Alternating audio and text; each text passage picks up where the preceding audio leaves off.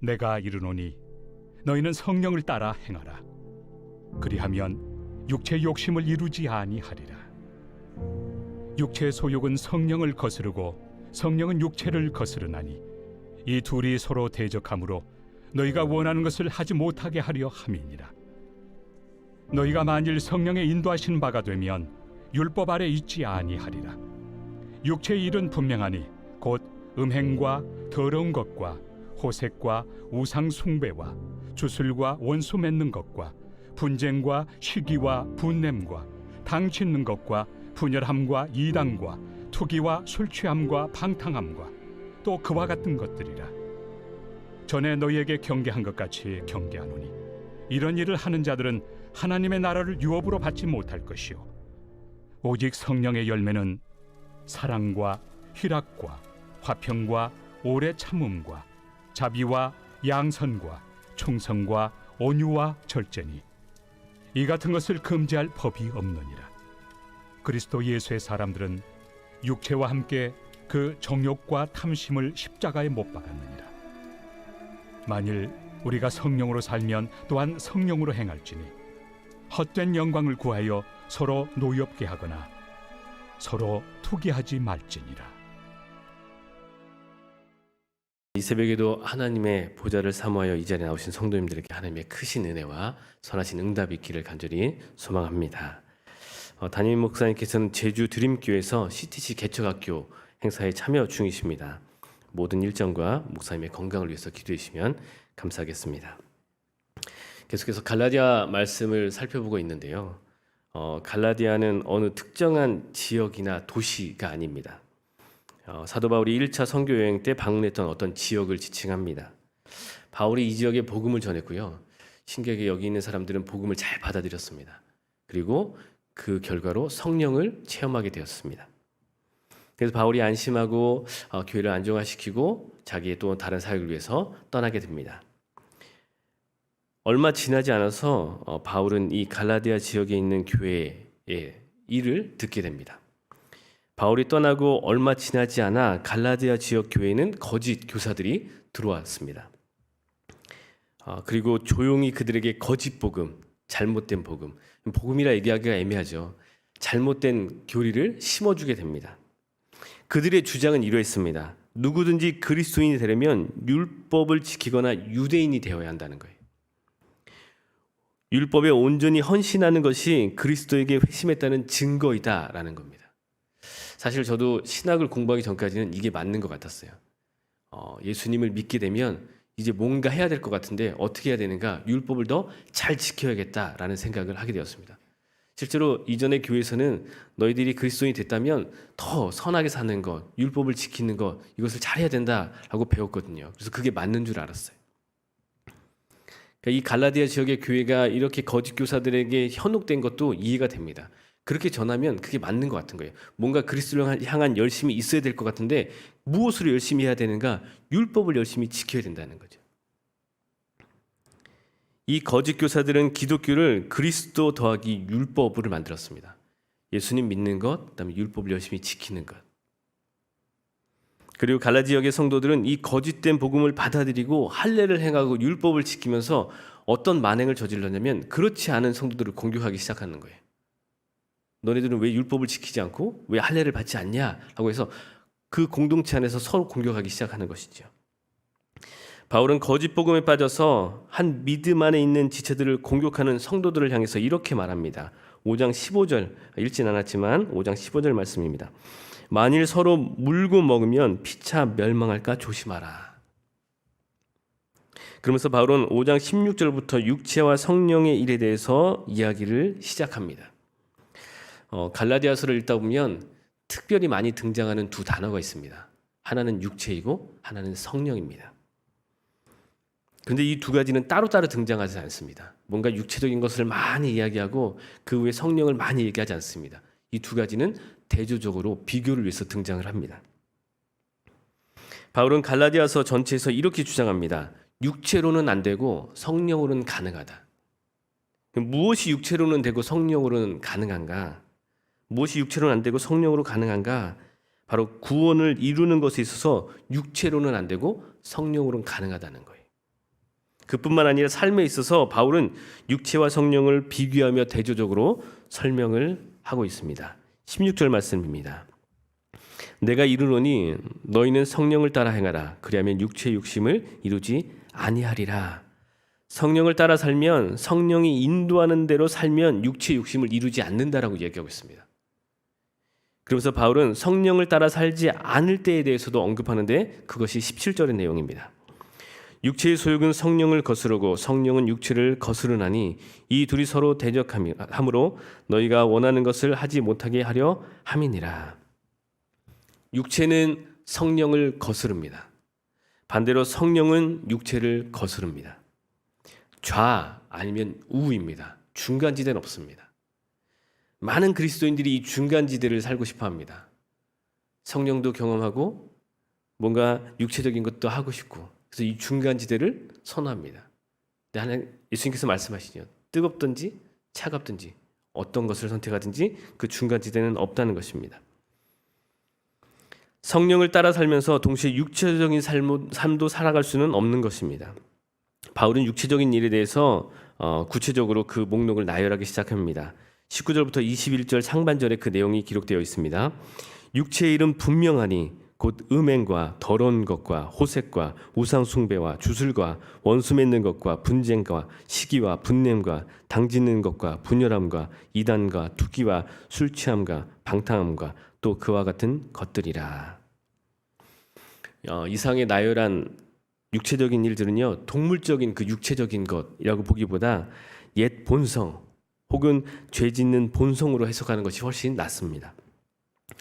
성령의 임재가 있기 전에 육체로 하던 행동을 성령의 임재를 경험했음에도 계속적으로 한다면 그것은 성령을 거스르는 것이라고 표현하고 있는 것입니다. 내가 성령을 체험했음에도 성령이 내 안에 내주하는 것을 내가 인정함에도 육체적인 것을 계속한다. 이것은 성령을 거스른다는 거예요. 성령이 내 안에서 내 삶에서 뭔가 역사하고 싶은데 그것을 내가 거스르고 있다는 것이죠. 여기서 궁금한 것은 성령의 임재가 있는데 어떻게 육체의 일을 도모하는가입니다. 성령께서 강하게 역사하고 있는데 어떻게 내가 육체의 일을 하고 있는가, 어떻게 그것이 가능한가입니다. 이것에 있어서 도움이 될 만한 글이 있어서 잠시 읽어드리고자 합니다.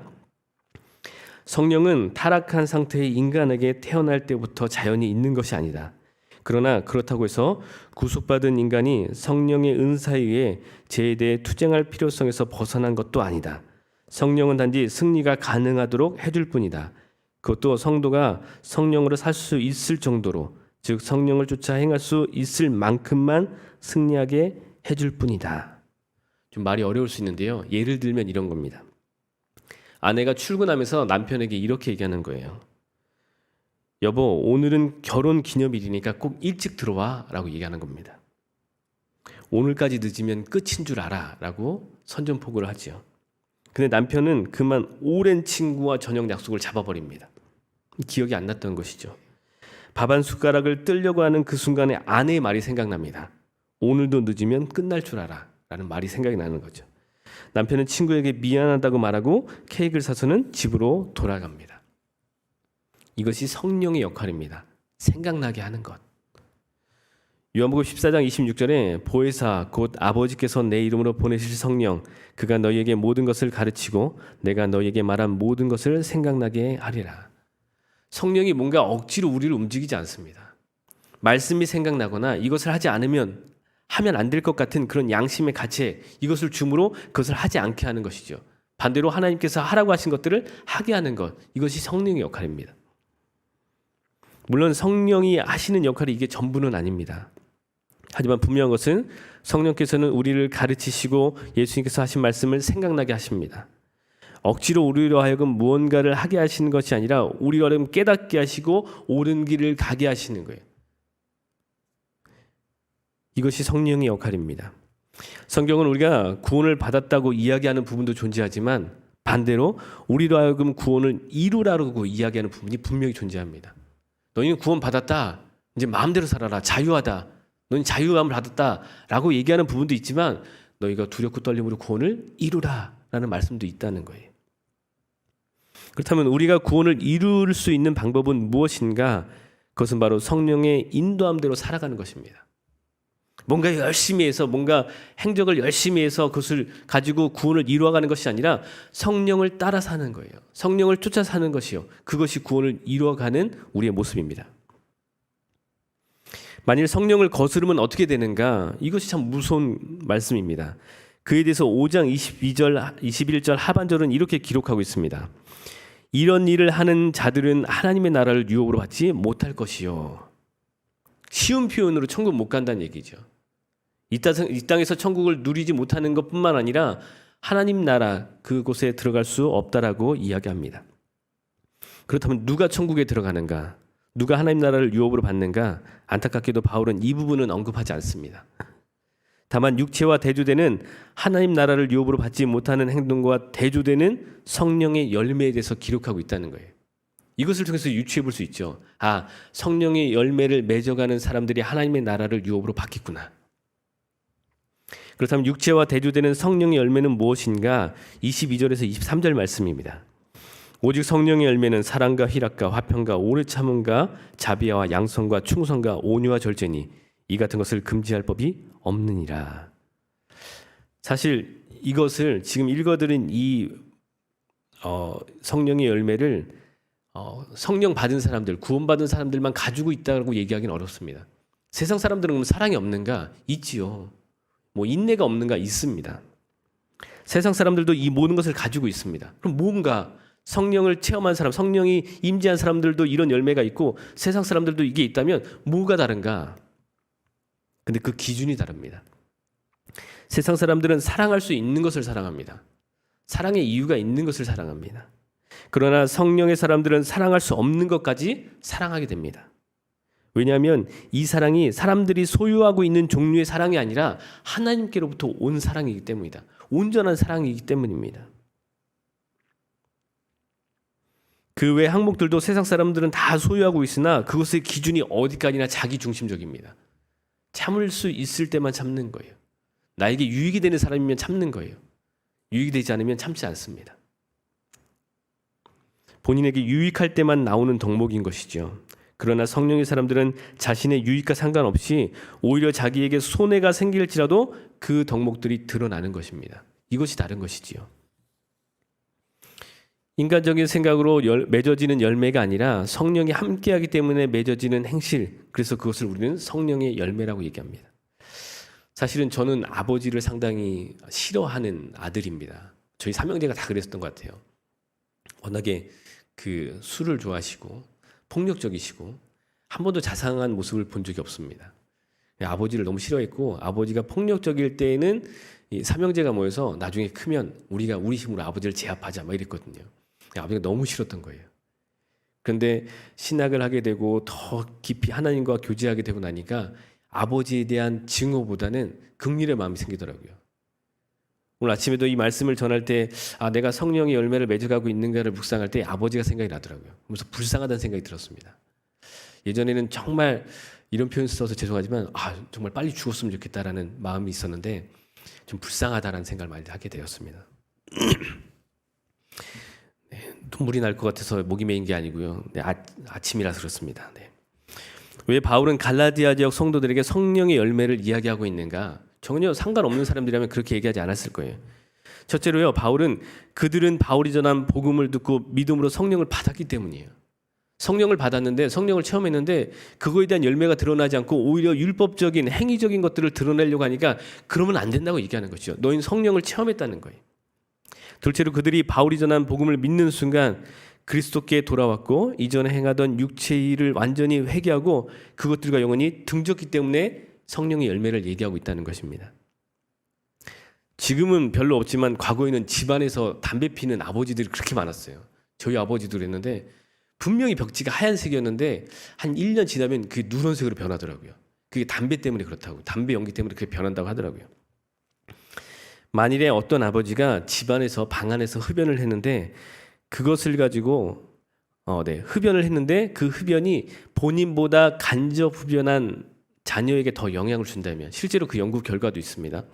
간접 흡연한 아이에게 영향을 줘서 자녀가 질병을 갖게 된다면, 문제를 갖게 된다면 과연 그 아버지가 거기서 다시 흡연을 할까요?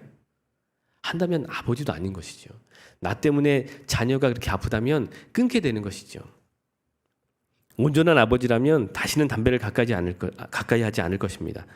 누군가 복음을 듣고 자신의 죄인된 처지와 자신의 죄의 비참함을 깨닫는다면 다시는 그 죄로, 그 삶으로 돌아가지 않는다는 것이에요.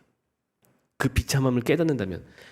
예전에 유초등부 아이들 데리고 그 수련을 진행했는데요. 뭐 다른 얘기한 거 없어요. 우리의 죄 때문에 예수님이 돌아가셨다, 이 얘기 하나만 했을 뿐인데 한 아이가 울기 시작했어요. 내 죄 때문에 예수님이 돌아갔다는 게 너무 슬프다는 거예요. 그 아이가 10시부터 울기 시작했거든요. 새벽 2시까지 우는 거예요. 전화가 왔어요. 아이가 울음을 멈추지 않는다고. 아이한테 물어봤어요. 왜 우냐? 그랬더니 예수님이 자기의 죄 때문에 돌아가셨다는 게 너무 슬프다는 거예요. 그 아이는 그걸 깨달은 거예요. 그 아이가 물론 어떤 삶을 살지 모르겠지만 그것을 깨닫는 사람들은 결코 죄와 가까이 하지 않습니다. 바울은 이것을 24절에서 이렇게 표현합니다. 그리스도 예수의 사람들은 육체와 함께 그 정욕과 탐심을 십자가에 못 박았느니라. 우리의 죄는 십자가에 다 못 박은 거예요. 근데 굳이 가서 그걸 찾아오는 사람들이 있죠. 다시 육체로 돌아가는 사람들이 있습니다. 바울은 다시금 갈라디아 성도들에게 권면합니다. 25절에서 26절 말씀입니다. 만일 우리가 성령으로 살면 또한 성령으로 행할지니 헛된 영광을 구하여 서로 노엽게 하거나 서로 투기하지 말지니라. 헛된 영광은 바로 앞에 등장한 성령과 대조되는 개념으로 보는 것이 타당한 것 같습니다. 다시 해석하면 육체적인 영광을 얻고자 서로 노엽게 하거나 서로 투기하지 말라는 것입니다. 서로 노엽게 하고 서로 투기하지 하는 것은요, 20절에 언급한 20절에 우상 숭배하는 것, 주술과 원수 맺는 것, 분쟁, 시기, 분냄, 당짓는 것, 분열하는 것, 여기에 나와 있는 육체에 속해 있는 사람들이 맺는 열매라는 거예요. 행동이라는 거예요. 이것들을 하지 말라고 얘기하는 것이죠. 이 육체의 것들은 하나님의 나라를 유업받지 못하게 하는 것들입니다. 하나님 나라를 유업으로 받지 못하는 자들은 하나님 나라를 유업으로 받는 자들은 성령으로 사는 자들이며 성령으로 행하는 자들입니다. 그리고 그 시작에는 사랑이 있습니다. 오직 성령의 열매는 사랑과로 시작을 합니다. 성령으로 사는 자들의 그 시작에는 사랑이 그래서 존재합니다. 육신의 일은 사랑과는 거리가 멉니다. 뭔가 이익에 의해서 움직이죠. 성령의 열매는 사랑을 이룹니다. 바울이 이 앞에서도 그렇게 얘기해요. 율법을 너네가 그렇게 지키고 싶냐? 근데 율법의 완성은 사랑이다 라고 얘기합니다. 성령의 열매는 사랑을 이룹니다. 예수께 한 부자 청년이 찾아오죠. 어떻게 구원을 받는가? 육신적으로 성공한 그이지만 그 사람에게도 사실은 구원은 멀리 있는 것 같습니다.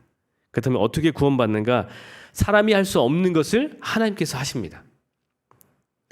사람이 할 수 없지만 하나님은 하실 수 있다는 얘기죠.